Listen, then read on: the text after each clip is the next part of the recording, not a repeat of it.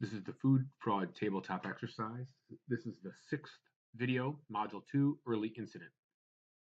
We'll cover the overview of the topic, we'll review the questions, and then we will provide time for you to respond back. So, additional information. The department had only received the single consumer complaint, and there were no reported illnesses related to the fish, meat, or candy at this time. The food safety official from Minnesota has called back to their offices regarding the smoked fish. So from the supervisor, it's going into the review system in Minnesota.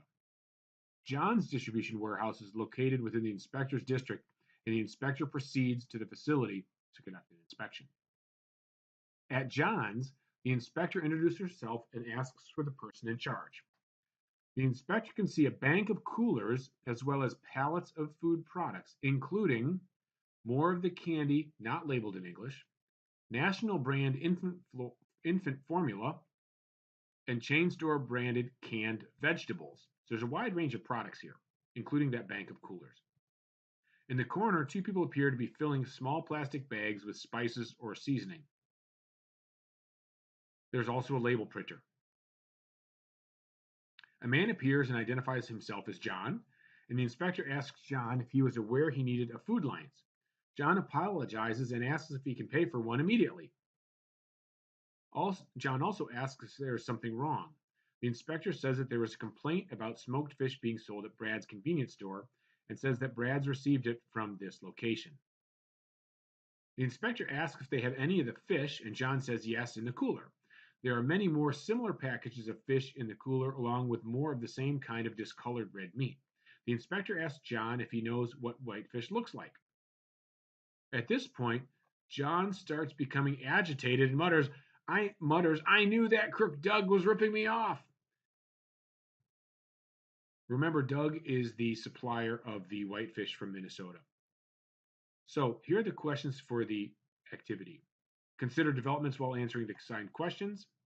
Again, same bank of ideas here. Identify any additional requirements, critical issues, decisions, and questions you think should be addressed at this time.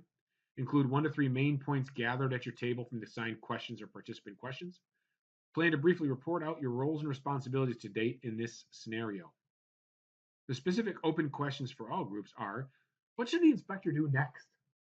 Consider those situations and the additional details we have here.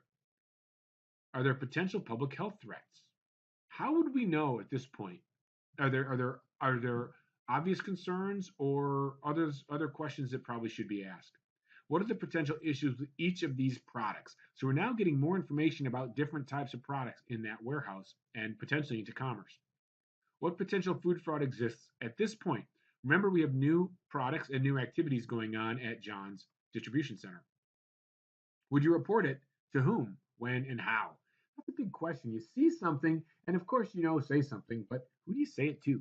And if you receive a call from someone with some type of random information, what do you do with it? And with that, we'll have the whole group recap. Lunch. So conduct the activity and then move on to the next section.